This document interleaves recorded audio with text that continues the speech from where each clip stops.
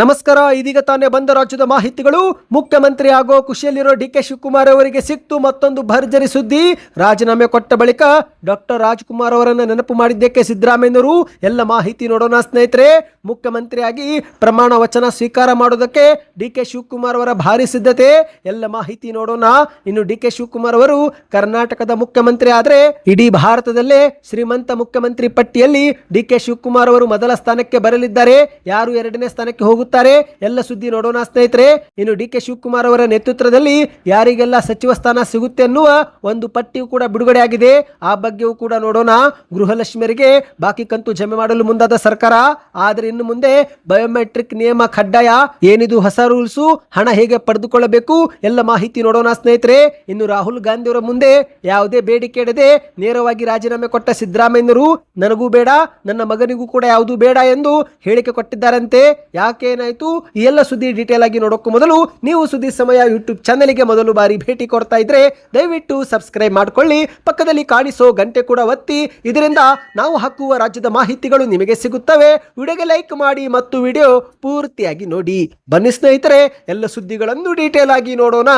ಈಗ ಮುಖ್ಯಮಂತ್ರಿ ಸ್ಥಾನಕ್ಕೆ ಸಿದ್ದರಾಮಯ್ಯನವರು ರಾಜೀನಾಮೆ ಕೊಟ್ಟಿದ್ದಾಗಿದೆ. ಹೌದು, ರಾಜ್ಯಪಾಲರ ಕಚೇರಿಗೆ ಹೋಗಿ ರಾಜೀನಾಮೆ ಸಲ್ಲಿಕೆ ಮಾಡಿದ್ದು. ಮತ್ತೊಂದೆಡೆಯಲ್ಲಿ ಸಿಎಂ ಆಗೋದಕ್ಕೆ ಡಿ.ಕೆ. ಶಿವಕುಮಾರ್ ಅವರು ಉತ್ಸುಕರಾಗಿದ್ದಾರೆ. ಆದರೆ ಮುಖ್ಯಮಂತ್ರಿ ಆಗೋ ಖುಷಿಯಲ್ಲಿರೋ ಸಮಯದಲ್ಲೇ ಡಿ.ಕೆ. ಶಿವಕುಮಾರ್ ಅವರಿಗೆ ಮತ್ತೊಂದು ಭರ್ಜರಿ ಗುಡ್ ನ್ಯೂಸ್ ಸಿಕ್ಕಿದೆ.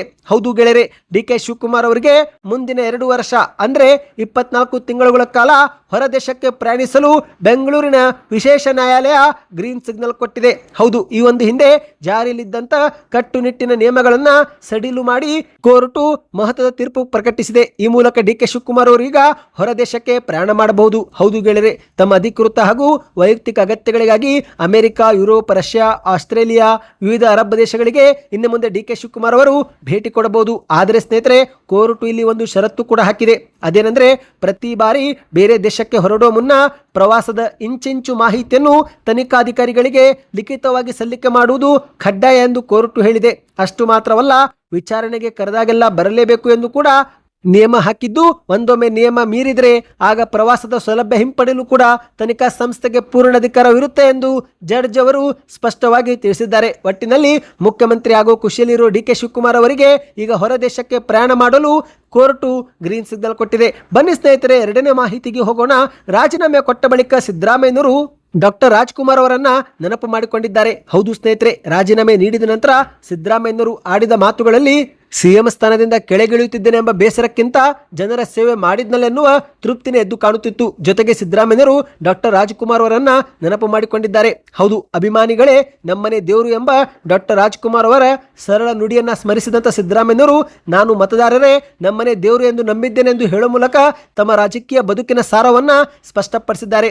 7 ಕೋಟಿ ಕನ್ನಡಿಗರ ಸೇವೆ ನಾನು ಮಾಡಿದ್ದೇನೆ ಎಂದು ಸುದ್ದಿಗೋಷ್ಠಿಯಲ್ಲಿ ಸಿದ್ದರಾಮಯ್ಯನವರು ಹೇಳಿಕೆ ಕೊಟ್ಟಿದ್ದಾರೆ. ಹೌದು, ಕರ್ನಾಟಕದ ಮೇರು ನಟ ಡಾಕ್ಟರ್ ರಾಜ್ಕುಮಾರ್ ಅವರು ಅಭಿಮಾನಿಗಳು ನಮ್ಮನೆ ದೇವರು ಅಂತ ಕರೀತಿದ್ರು. ಆದರೆ ನಾನು ರಾಜಕಾರಣಿ, ಹಾಗಾಗಿ ಮತದಾರರೇ ನಮ್ಮನೆ ದೇವರು ಎನ್ನುತ್ತೇನೆ. ಕನ್ನಡ ನಾಡಿನ 7 ಕೋಟಿ ಜನರ ಸೇವೆ ಮಾಡೋ ನನಗೆ ಅವಕಾಶ ಸಿಕ್ಕಿತು. ಕಡಿಮೆ ಅವಧಿಯಲ್ಲಿ 2 ಬಾರಿ ವಿಪಕ್ಷ ನಾಯಕನಾಗುವ ಅವಕಾಶವೂ ಕೂಡ ಸಿಕ್ಕಿತು. ಈ ಅವಕಾಶ ನೀಡಿದ ಸೋನಿಯಾ ಗಾಂಧಿ ಅವರಿಗೆ, ರಾಹುಲ್ ಗಾಂಧಿ ಅವರಿಗೆ ಮತ್ತು ಮಲ್ಲಿಕಾರ್ಜುನ್ ಖರ್ಗೆ ಅವರಿಗೆ ನಾನು ಧನ್ಯವಾದ ತಿಳಿಸುತ್ತೇನೆ ಎಂದು ಸಿದ್ದರಾಮಯ್ಯನವರು ಹೇಳಿಕೆ ಕೊಟ್ಟಿದ್ದಾರೆ. ಮತ್ತೆ ಮುಂದುವರೆದು ಮಾತನಾಡಿ, ನಾನು ಮೊದಲಿಂದಲೂ ಕೂಡ ಬುದ್ಧ, ಬಸವ, ಅಂಬೇಡ್ಕರ್, ಗಾಂಧೀಜಿ ಇವರದ್ದೇ ತತ್ವ ಆದರ್ಶಗಳಲ್ಲಿ ನಂಬಿಕೆ ಇಟ್ಟಿದ್ದೇನೆ. ಸಂವಿಧಾನದಲ್ಲಿ ಅಪಾರ ಗೌರವ ಇಟ್ಟುಕೊಂಡು ಬಂದಿದ್ದೇನೆ. ಯಾವುದೇ ಜಾತಿ ಮತವಿಲ್ಲದೆ ನಾವೆಲ್ಲ ಒಂದೇ ಕುಟುಂಬದವರಾಗಿ ಬಾಳಬೇಕು ಎಂದುಕೊಂಡಿದ್ದೇನೆ. ಆರ್ಥಿಕವಾಗಿ, ಸಾಮಾಜಿಕವಾಗಿ ಈ ದೇಶದ ಸಂಪತ್ತು ಎಲ್ಲರಿಗೂ ಸಮಾನವಾಗಿ ಹಂಚಿಕೆ ಆಗಬೇಕು ಎನ್ನುವ ತತ್ವ ಇಟ್ಟುಕೊಂಡಿದ್ದೇನೆ. ಬಸವಣ್ಣವರ ವಿಚಾರ, ಗಾಂಧೀಜಿಯವರ ವಿಚಾರ ಮತ್ತು ಅಂಬೇಡ್ಕರ್ ಅವರ ವಿಚಾರ ನಮಗೆ ಆದರ್ಶ ಎಂದು ಮಾಧ್ಯಮಗಳ ಮುಂದೆ ಹೇಳಿದ್ದಾರೆ. ಈಗ ಕೊಟ್ಟಿರುವ ಪ್ರಣಾಳಿಕೆ ಭರವಸೆಯಲ್ಲಿ 300 ಭರವಸೆ ಈಡೇರಿಸಿದ್ದೇನೆಂದು ಕೂಡ ಮಾಧ್ಯಮಗಳ ಮುಂದೆ ಹೇಳಿದ್ದಾರೆ. ಹೌದು ಗೆಳೆಯರೆ, ಮೊದಲ ಅವಧಿಯಲ್ಲಿ ಮುಖ್ಯಮಂತ್ರಿ ಆಗಿದ್ದಾಗ 165 ಭರವಸೆಗಳಲ್ಲಿ 158 ಭರವಸೆ ಈಡೇರಿಸಿದ್ದೆ.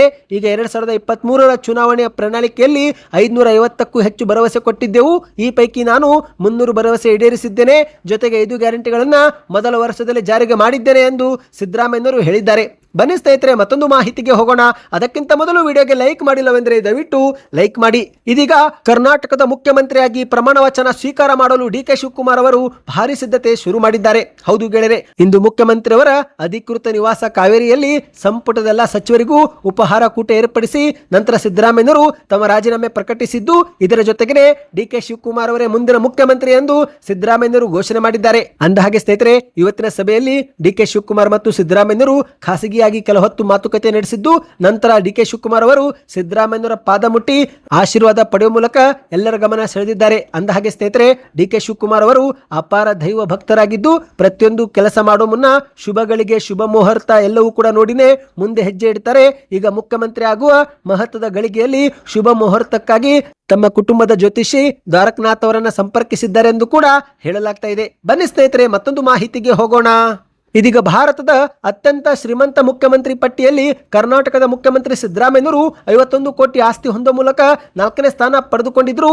ಆದರೆ ಇದೀಗ ಡಿ ಕೆ ಶಿವಕುಮಾರ್ ಅವರು ಮುಖ್ಯಮಂತ್ರಿ ಆದ ಬಳಿಕ ಕರ್ನಾಟಕದ ಮುಖ್ಯಮಂತ್ರಿನೇ ಭಾರತದ ಶ್ರೀಮಂತ ಪಟ್ಟಿಯಲ್ಲಿ ಮೊದಲ ಸ್ಥಾನಕ್ಕೆ ಬರಲಿದ್ದಾರೆ. ಹೌದು ಗೆಳೆಯರೆ, ಉಪಮುಖ್ಯಮಂತ್ರಿ ಡಿ ಕೆ ಶಿವಕುಮಾರ್ ಅವರು ಇದೀಗ ಕರ್ನಾಟಕದ ಮುಖ್ಯಮಂತ್ರಿ ಆದ ಬಳಿಕ ಭಾರತದಲ್ಲೇ ಅತ್ಯಂತ ಶ್ರೀಮಂತ ಮುಖ್ಯಮಂತ್ರಿ ಎಂಬ ಹಿರಿಮೆಗೆ ಡಿ ಕೆ ಶಿವಕುಮಾರ್ ಅವರು ಪಾತ್ರರಾಗಲಿದ್ದಾರೆ. ಹೌದು, ಪ್ರಸ್ತುತ ಆಂಧ್ರದ ಮುಖ್ಯಮಂತ್ರಿ ಶ್ರೀ ಎನ್ ಚಂದ್ರಬಾಬು ನಾಯ್ಡು ಅವರು 931 ಕೋಟಿಗೂ ಅಧಿಕ ಆಸ್ತಿ ಹೊಂದುವ ಮೂಲಕ ಮೊದಲ ಸ್ಥಾನ ಪಡೆದುಕೊಂಡಿದ್ದಾರೆ. ಆದರೆ ಡಿ ಕೆ ಶಿವಕುಮಾರ್ ಅವರು ಮುಖ್ಯಮಂತ್ರಿ ಆದ ಬಳಿಕ ಚಂದ್ರಬಾಬು ನಾಯ್ಡು ಅವರು 2ನೇ ಸ್ಥಾನಕ್ಕೆ ಹೋಗಲಿದ್ದಾರೆ. ಯಾಕಂದ್ರೆ ಸ್ನೇಹಿತರೆ, ಡಿ ಕೆ ಶಿವಕುಮಾರ್ ಅವರ ಆಸ್ತಿ 2023ರ ವಿಧಾನಸಭಾ ಚುನಾವಣೆ ಪ್ರಕಾರ ಅಫಿಡವಿಟ್ ಪ್ರಕಾರ ನೋಡುವುದಾದ್ರೆ ಆ ಸಮಯದಲ್ಲಿ 1413 ಕೋಟಿ ರೂಪಾಯಿ ಆಗಿದೆ ಸ್ನೇಹಿತರೆ. ಅಂದ್ರೆ ಈಗ 2026ರ ಹೊತ್ತಿಗೆ ಅದು ಇನ್ನೂ ಹೆಚ್ಚಾಗಿದ್ದು, ಹಾಗಾಗಿ ಮೊದಲ ಸ್ಥಾನದಲ್ಲಿ ಡಿ ಕೆ ಶಿವಕುಮಾರ್ ಅವರು ಬರಲಿದ್ದಾರೆ. ಹೌದು, ಮಾಹಿತಿಯ ಪ್ರಕಾರ ಪ್ರಸ್ತುತ ಚಂದ್ರಬಾಬು ನಾಯ್ಡು ಅವರು ಆಂಧ್ರ ಪ್ರದೇಶದ ಮುಖ್ಯಮಂತ್ರಿ ಆಗಿದ್ದು 931 ಕೋಟಿ ಆಸ್ತಿ ಹೊಂದುವ ಮೂಲಕ ಮೊದಲ ಸ್ಥಾನ. ನಂತರ ತಮಿಳುನಾಡಿನ ಮುಖ್ಯಮಂತ್ರಿ ಜೋಸೆಫ್ ವಿಜಯ್ ಅವರು ಸುಮಾರು 603 ಕೋಟಿಗೂ ಅಧಿಕ ಆಸ್ತಿ ಹೊಂದುವ ಮೂಲಕ 2ನೇ ಸ್ಥಾನ. ಪೇಮಾ ಖಂಡು ಅವರು ಅರುಣಾಚಲ ಪ್ರದೇಶದ ಮುಖ್ಯಮಂತ್ರಿಯಾಗಿ 332 ಕೋಟಿಗೂ ಅಧಿಕ ಆಸ್ತಿ ಹೊಂದುವ ಮೂಲಕ 3ನೇ ಸ್ಥಾನ. ಮತ್ತು ಇತ್ತ ಸಿದ್ದರಾಮಯ್ಯನವರು ಕರ್ನಾಟಕದ ಮುಖ್ಯಮಂತ್ರಿಯಾಗಿ 51 ಕೋಟಿ ಆಸ್ತಿ ಇರುವ ಮೂಲಕ 4ನೇ ಸ್ಥಾನ ಪಡೆದುಕೊಂಡಿದ್ರು. ಆದರೆ ಇದೀಗ ಡಿ ಕೆ ಶಿವಕುಮಾರ್ ಅವರು ರಾಜ್ಯದ ಮುಖ್ಯಮಂತ್ರಿ ಆದ ಬಳಿಕ ಮೊದಲ ಸ್ಥಾನಕ್ಕೆ ಡಿ ಕೆ ಶಿವಕುಮಾರ್ ಅವರು ಬರಲಿದ್ದು, ಆಂಧ್ರ ಪ್ರದೇಶದ ಸಿಎಂ ಚಂದ್ರಬಾಬು ನಾಯ್ಡು ಅವರು 2ನೇ ಸ್ಥಾನಕ್ಕೆ ಕುಸಿಯಲಿದ್ದಾರೆ. ಸ್ನೇಹಿತರೆ, ಬನ್ನಿ ಮತ್ತೊಂದು ಮಾಹಿತಿಗೆ ಹೋಗೋಣ. ಮುಖ್ಯಮಂತ್ರಿ ಬದಲಾವಣೆ ಪ್ರಕ್ರಿಯೆ ಬೆನ್ನಲ್ಲೇ ನೂತನ ಮುಖ್ಯಮಂತ್ರಿಯಾಗಿ ಅಧಿಕಾರ ವಹಿಸಿಕೊಳ್ಳಿರುವ ಡಿ ಕೆ ಶಿವಕುಮಾರ್ ಅವರ ಹೊಸ ಸಚಿವ ಸಂಪುಟದಲ್ಲಿ ಯಾರಿಗೆಲ್ಲ ಸ್ಥಾನ ಸಿಗಬಹುದು ಎನ್ನುವ ಚರ್ಚೆ ಈಗ ಶುರುವಾಗಿದೆ. ಹೌದು, ಸಿದ್ದರಾಮಯ್ಯ ಅವರ ಬಣದ ಸಚಿವರನ್ನು ಕೂಡ ಸಮಾಧಾನ ಪಡಿಸಬೇಕು. ಇದರ ಜೊತೆಗೆ ಹಳೆಯ ಮುಖವನ್ನ ಕೈಬಿಟ್ಟು ಹೊಸ ಯುವಕರಿಗೂ ಕೂಡ ಆದ್ಯತೆ ನೀಡುವುದು ಡಿ ಕೆ ಶಿವಕುಮಾರ್ ಅವರ ಮುಂದಿನ ದೊಡ್ಡ ಸವಾಲಾಗಿದೆ. ಯಾಕಂದ್ರೆ ಸ್ನೇಹಿತರೆ, ಈಗ ಡಿ ಕೆ ಶಿವಕುಮಾರ್ ಅವರು ಮೊದಲಿಗೆ ತಮ್ಮ ಆಪ್ತರಿಗೆ ಒಂದು ಒಳ್ಳೆಯ ಸ್ಥಾನ ಕೊಡಬಹುದು. ಅದರ ಜೊತೆಗೆ ಸಿದ್ದರಾಮಯ್ಯನವರ ಬಣದ ಪ್ರಭಾವಿ ನಾಯಕರಿಗೂ ಕೂಡ ಸ್ಥಾನ ಕೊಡಲೇಬೇಕು. ಇಲ್ಲವೆಂದರೆ ಪಕ್ಷದಲ್ಲಿ ಭಿನ್ನಮತ ಬರುತ್ತೆ. ಹಾಗಾಗಿ ಭಿನ್ನಮತ ತಡೆಯಲು ಡಿ ಕೆ ಶಿವಕುಮಾರ್ ಅವರು ಈಗ ಎಲ್ಲರಿಗೂ ಕೂಡ ಒಂದು ಒಳ್ಳೆಯ ಸ್ಥಾನ ಕೊಡಬೇಕಾಗಿದೆ. ಮಾಹಿತಿಯ ಪ್ರಕಾರ ಸ್ನೇಹಿತರೆ, ಡಿ ಕೆ ಶಿವಕುಮಾರ್ ಅವರ ರಾಜಕೀಯ ಹೋರಾಟಗಳಲ್ಲಿ ನೆರಳಿನಂತೆ ಜೊತೆಗಿದ್ದಂತ ಕೆಲ ನಾಯಕರಿಗೆ ಒಂದು ಹೊಸ ಪ್ರಮುಖ ಖಾತೆ ಸಿಗುವುದು ಬಹುತೇಕ ಖಚಿತ ಎಂದು ಹೇಳಲಾಗ್ತಾ ಇದೆ. ಹೌದು, ಚಲುವರಾಯಸ್ವಾಮಿ ಆಗಿರಬಹುದು, ಲಕ್ಷ್ಮೀ ಹೆಬ್ಬಾಳ್ಕರ್ ಅವರಾಗಿರ್ಬೋದು, ಕೃಷ್ಣ ಬೈರೇಗೌಡ ಅವರು ಮತ್ತು ಮಾಗಡಿ ಶಾಸಕ ಬಾಲಕೃಷ್ಣ ಸೇರಿದಂತೆ ಡಿ ಕೆ ಶಿವಕುಮಾರ್ ಅವರ ಆಪ್ತರಿಗೆ ಒಂದು ಒಳ್ಳೆಯ ಸ್ಥಾನ ಸಿಗುವ ನಿರೀಕ್ಷೆ ಇದೆ. ಇನ್ನು ಇದೇ ರೀತಿ ಸ್ನೇಹಿತರೆ, ಸಿದ್ದರಾಮಯ್ಯನವರ ಬಣದ ಪ್ರಭಾವಿ ನಾಯಕರಿಗೂ ಕೂಡ ಡಿ ಕೆ ಶಿವಕುಮಾರ್ ಅವರು ಒತ್ತು ಕೊಡಲೇಬೇಕು. ಈಗಾಗಲೇ ಮಾಹಿತಿಯ ಪ್ರಕಾರ ಗೃಹ ಸಚಿವರಾಗಿರುವ ಪರಮೇಶ್ವರ್ ಅವರು ತಮಗೆ ಉಪಮುಖ್ಯಮಂತ್ರಿ ಸ್ಥಾನಕ್ಕೆ ಬೇಡಿಕೆ ಇಟ್ಟಿದ್ದಾರೆ ಎನ್ನುವ ಮಾಹಿತಿ ಲಭ್ಯವಾಗಿದೆ ಸ್ನೇಹಿತರೆ. ಇನ್ನು ಎಚ್ ಕೆ ಪಾಟೀಲ್ ಅವರು ಕಾನೂನು ಮತ್ತು ಆಡಳಿತಾತ್ಮಕ ಸಲಹೆಗಳಿಗಾಗಿ ಈಗಿರುವ ಸಚಿವ ಸ್ಥಾನದಲ್ಲೇ ಮುಂದುವರಿಯಲಿದ್ದಾರೆ ಎಂದು ಹೇಳಲಾಗ್ತಾ ಇದೆ. ಒಟ್ಟಿನಲ್ಲಿ ಸ್ನೇಹಿತರೆ, ಡಿ ಕೆ ಶಿವಕುಮಾರ್ ಅವರ ಪ್ರಮಾಣ ವಚನ ಸಮಯದಲ್ಲೇ ಯಾರಿಗೆಲ್ಲ ಯಾವ ಸ್ಥಾನ ಸಿಗುತ್ತೆ ಎಂಬುದು ಖಚಿತವಾಗುತ್ತೆ. ಸದ್ಯದ ಮಾಹಿತಿಯ ಪ್ರಕಾರ ಮೇ 31ರಂದು ಪ್ರಮಾಣ ವಚನ ಸ್ವೀಕರಿಸಲಿದ್ದಾರೆ ಎಂದು ಹೇಳಲಾಗ್ತಾ ಇದೆ. ಬನ್ನಿ ಈಗ ಮತ್ತೊಂದು ಮಾಹಿತಿಗೆ ಹೋಗೋಣ ಸ್ನೇಹಿತರೆ. ನೀವು ಕೂಡ ಗೃಹಲಕ್ಷ್ಮಿ ಯೋಜನೆ ಫಲಾನುಭವಿಗಳಾಗಿದ್ರೆ ಈಗಲೇ ವಿಡಿಯೋಗೆ ಲೈಕ್ ಮಾಡಿ. ಹೌದು, ಈಗ ಕರ್ನಾಟಕದಲ್ಲಿ ಒಂದು ಕಡೆಗೆ ಮುಖ್ಯಮಂತ್ರಿ ಬದಲಾವಣೆಯ ರಾಜಕೀಯ ಚಟುವಟಿಕೆಗಳು ಜೋರಾದ್ರೆ, ಇತ್ತ ಗೃಹಲಕ್ಷ್ಮಿ ಯೋಜನೆಯ ಫಲಾನುಭವಿಗಳಿಗೆ ಸರ್ಕಾರ ಒಂದು ಶಾಕ್ ಕೊಟ್ಟಿದೆ. ಹೌದು, 2,000 ರೂಪಾಯಿ ಹಣ ಜಮೆ ಆಗುತ್ತಿರುವುದು ದುರ್ಬಳಕೆ ಆಗುತ್ತಿದ್ದು, ಹಾಗಾಗಿ ಇದನ್ನು ತಡೆಯಲು ಮತ್ತು ಅನರ್ಹರನ್ನ ಪಟ್ಟಿಯಿಂದ ಕೈಬಿಡಲು ಸರ್ಕಾರ ಒನ್ ಟೈಮ್ ಬಯೋಮೆಟ್ರಿಕ್ ವ್ಯವಸ್ಥೆ ಜಾರಿಗೆ ತರಲು ಮುಂದಾಗಿದೆ. ಇನ್ನು ಮುಂದೆ ಫಲಾನುಭವಿಗಳು ತಮ್ಮ ಬ್ಯಾಂಕ್ ಖಾತೆಯನ್ನ ಮರುನೋಂದಣಿ ಮಾಡಿಕೊಳ್ಳುವುದು ಕಡ್ಡಾಯ ಮತ್ತು ಬಯೋಮೆಟ್ರಿಕ್ ಅಪ್ಡೇಟ್ ಮಾಡದಿದ್ರೆ ಗೃಹಲಕ್ಷ್ಮಿ ಯೋಜನೆಯ 2,000 ರೂಪಾಯಿ ಜಮೆ ಆಗೋದಿಲ್ಲ ಎಂದು ಹೇಳಲಾಗ್ತಾ ಇದೆ. ಸ್ನೇಹಿತರೆ, ಶೀಘ್ರವೇ ಸರ್ಕಾರ ಈ ಬಗ್ಗೆ ಅಧಿಕೃತವಾದ ಒಂದು ಆದೇಶ ಮತ್ತು ಮಾರ್ಗಸೂಚಿ ಹೊರಡಿಸುವ ಸಾಧ್ಯತೆ ಇದೆ. ಬಹುಶಃ ಡಿ ಕೆ ಶಿವಕುಮಾರ್ ಅವರೇ ಈ ಒಂದು ಘೋಷಣೆ ಮಾಡಬಹುದು. ಯಾಕಂದ್ರೆ ಇತ್ತೀಚೆಗೆ ಸ್ವತಃ ಡಿ ಕೆ ಶಿವಕುಮಾರ್ ಅವರು ಮಾಧ್ಯಮಗಳ ಮುಂದೆ ನಾವು ಹಣ ಬಿಡುಗಡೆ ಮಾಡಿದಾಗೆಲ್ಲ 100 ಕೋಟಿಗೂ ಅಧಿಕ ಹಣ ವ್ಯರ್ಥವಾಗ್ತಾ ಇದೆ, ಬೇರೆಯವರಿಗೆ ಜಮೆ ಆಗ್ತಾ ಇದೆ. ಕೆಲವರು ಆದಾಯ ತೆರಿಗೆ ಪಾವತಿ ಮಾಡುತ್ತಿದ್ರು, ಶ್ರೀಮಂತರಾಗಿದ್ರು ಕೂಡ ಹಣ ಪಡೆದುಕೊಳ್ಳುತ್ತಿದ್ದಾರೆ. ಇನ್ನು ಕೆಲವರು ಮೃತಪಟ್ಟಿದ್ರು ಕೂಡ ಗೃಹಲಕ್ಷ್ಮಿ ಯೋಜನೆ ಹಣ ಜಮೆ ಆಗ್ತಾ ಇದೆ. ಒಂದೇ ಕುಟುಂಬದಲ್ಲಿ 2-4 ಗೃಹಲಕ್ಷ್ಮಿ ಯೋಜನೆ ಹಣ ಪಡೆದುಕೊಳ್ಳುತ್ತಿದ್ದಾರೆ. ಹಾಗಾಗಿ ಈ ಒಂದು ಯೋಜನೆ ಪರಿಷ್ಕರಣೆ ಮಾಡಬೇಕಾಗಿದೆ ಎಂದು ಹೇಳಿಕೆ ಕೊಟ್ಟಿದ್ರು. ಈಗ ಶೀಘ್ರವೇ ಸ್ನೇಹಿತರೆ ಬಯೋಮೆಟ್ರಿಕ್ ನಿಯಮ ಜಾರಿಗೆ ಬರೋ ಸಾಧ್ಯತೆ ಇದೆ. ಅಂದ್ರೆ ಬೆರಳಚ್ಚು ನೀಡಿದರೆ ಮಾತ್ರ 2,000 ರೂಪಾಯಿ ಜಮೆ ಆಗುವಂತಹ ಒಂದು ಹೊಸ ನಿಯಮ ಜಾರಿಗೆ ತರಲು ಸರ್ಕಾರ ಮುಂದಾಗಿದೆ ಸ್ನೇಹಿತರೆ. ಈ ಒಂದು ಹೊಸ ನಿಯಮ ಜಾರಿಗಾದ ಬಳಿಕ ಯಾವ ರೀತಿ ನೀವು ಅರ್ಜಿ ಹಾಕಬೇಕು ಅನ್ನುವ ಮಾಹಿತಿ ನಾವು ತಂದು ಕೊಡುತ್ತೇವೆ. ಹಾಗಾಗಿ ಚಾನಲ್ಗೆ ನೀವು ಸಬ್ಸ್ಕ್ರೈಬ್ ಮಾಡಿಕೊಳ್ಳಿ. ಬನ್ನಿ ಈಗ ಕೊನೆಯ ಮಾಹಿತಿಗೆ ಹೋಗೋಣ ಸ್ನೇಹಿತರೆ.